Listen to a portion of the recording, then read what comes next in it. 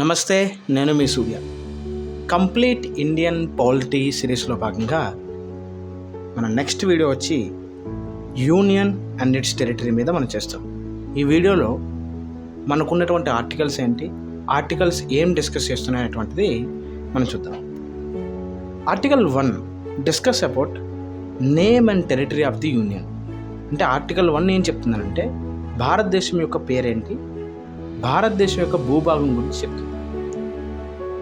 భారత రాజ్యాంగంలో భారతదేశానికి ఉన్నటువంటి పేరేంటనంటే ఇండియా, దట్ ఈస్ భారత్. అంటే భారతదేశం యొక్క పేరేంటి, ఇండియా, అలాగే భారత్ అని కూడా.